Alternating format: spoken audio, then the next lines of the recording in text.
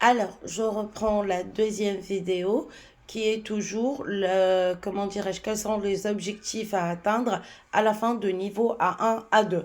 Je vous ai dit que je commencerai par le tableau récapitulatif. Donc, qu'est-ce qu'on a? On a les quatre piliers dont je vous ai parlé, les quatre domaines, grammaire, vocabulaire, expression orale, expression écrite et les objectifs. Par exemple, au niveau de la grammaire, on doit atteindre ou bien connaître le présent, le passé récent, venir de, je viens de terminer mes exercices par exemple, le passé composé avec être, avec avoir, connaître les accords et tout, l'imparfait pour pouvoir raconter un souvenir ou d'écrire une photo ou quelque chose comme ça. Le futur proche, le futur simple, j'ai oublié de le mentionner. Les négations simples. On va parler de tout ça maintenant avec des mises en situation. Après, on a le vocabulaire. On a le vocabulaire qu'on doit savoir. C'est le vocabulaire de la famille. Père, mère, frère, sœur, grand-mère, grand-sœur, nièce, voisin, cousin, cousine, tante, oncle, tout ça, parents, grands-parents, logement, travail, loisirs, achat, transport. Pour l'expression orale, on doit savoir se présenter, poser et répondre, j'ai oublié de le mentionner, des questions, raconter un souvenir simple, je dis bien simple, et quatrièmement, l'expression écrite. Et là, on doit écrire un message court et simple entre 40 à 80 mots et décrire son quotidien et ses tâches. Et je vous vois tout de suite. Restez connectés. Alors, voici une mise en scène concrète que vous pouvez insérer dans vos discussions quotidiennes afin de s'entraîner. Donc, on va voir la différence entre le niveau A1, phrase isolée, et le niveau A2, le discours lié autonome. Donc, pour bien comprendre si vous avez atteint le niveau A2, rien de tel qu'un exemple concret. Imaginons que je vous demande, par exemple, qu'est-ce que vous avez fait le week-end dernier? Alors, si vous êtes niveau A1 et vous n'avez pas atteint le niveau A2, qu'est-ce que vous répondrez, par exemple? Vous devez répondre par des informations factuelles et simples. Exemple, samedi, j'ai mangé au restaurant, j'ai mangé des pâtes. Dimanche, j'ai regardé la télévision, il fait beau, je suis allée au parc. Bien sûr, il y a des points.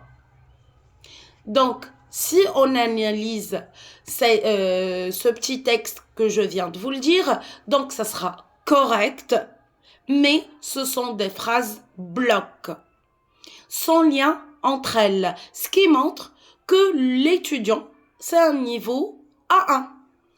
On va passer à quelqu'un qui a terminé le niveau A2. Alors, qu'est-ce qu'il fera? Il fera une liaison entre les idées et apporter des nuances. Par exemple, on va prendre, je vais parler doucement. Samedi soir, je suis allée au restaurant avec des amis parce que c'était l'anniversaire de Marie. On a bien mangé. Le lendemain, comme il faisait beau, nous nous sommes promenés au parc. C'était plus calme que d'habitude. Venons à l'analyse. On voit ici que l'utilisation des connecteurs tels que parce que, tels que comme, et des adjectifs de sentiment comme bien, bon, calme, et ça montre une meilleure structure narrative. Et bien sûr, donc, les objectifs détaillés à inclure là-dedans, la grammaire, on a utilisé l'alternance entre le passé composé et l'imparfait, savoir dire par exemple je dormais quand le téléphone a sonné. Je dormais, c'est de l'imparfait. Quand le téléphone a sonné, quand, c'est une expression de temps. Et a sonné, c'est du passé composé. Donc, j'ai fait de liaison entre les deux phrases. Une alternance. Après, qu'est-ce qu'on a? On a les pronoms. Par exemple, si je dis « je donne le livre à Marie », au lieu de ça, je peux dire « je lui donne ». Par exemple, si je pose une question, est-ce que tu manges la pomme? Oui, je la mange. Non, je ne la mange pas. Donc, un pronom COD, COI d'abord, je lui donne, et après, un pronom COD.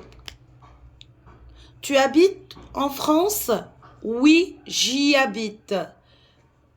Au lieu de répéter « oui, j'habite en France », on dit « oui, j'y habite ». Donc, le Y ici, il remplace le nom de lieu « France ». Donc, c'est un complément aussi, un pronom complément, pardon. Il y a de la viande? Oui, il y en a. On remplace aussi. C'est un pronom complément. Oui, non, pardon, il n'y en a pas. Et bien sûr, les comparatifs. Les vidéos vont être longues puisque je fais un récapitulatif complet, j'espère. Donc, si vous êtes arrivé là et vous avez adoré la série des vidéos, n'hésitez pas à me le mentionner en commentaire. N'hésitez pas à s'abonner et à liker, bien sûr.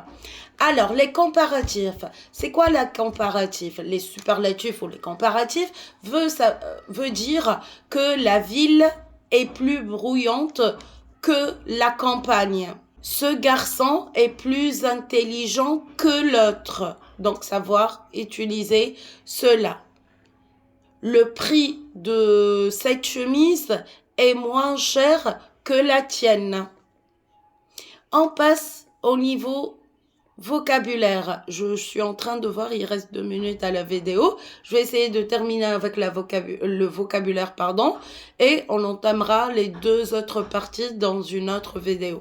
Alors, les vocabulaires. Le vocabulaire, pardon. Qu'est-ce qu'on a? Le lexique. On a les sorties, les invitations, tout d'abord. Accepter, refuser, proposer une sortie, donner une excuse. Vous devez savoir dire ces phrases-là. Je refuse. Non, je ne veux pas sortir aujourd'hui. J'ai des engagements. Je vous prie de m'excuser, mais aujourd'hui, ma journée est chargée. Donc, je ne pourrai pas sortir. Après, on a le monde de travail. On doit décrire ses tâches quotidiennes et son environnement de bureau. Après, on a la santé, dire où on a mal. Ah, j'ai mal à la tête, j'ai mal aux yeux, j'ai mal au ventre, savoir dire ça. Et comprendre les instructions simples d'un médecin. Par exemple, vous buvez ce sirop pour 3 jours. Prenez ces médicaments pour 1 semaine. Et voilà. Alors, l'expression écrite, non, je n'aurai pas le temps. L'expression écrite et l'expression orale, je vous vois dans d'autres vidéos. Bien sûr, si la vidéo vous a plu, n'hésitez pas à me le dire en commentaire afin de me soutenir. Et je m'autorise à dire joyeux Noël à tout le monde, là où vous êtes, et à nos confrères chrétiens. Au revoir.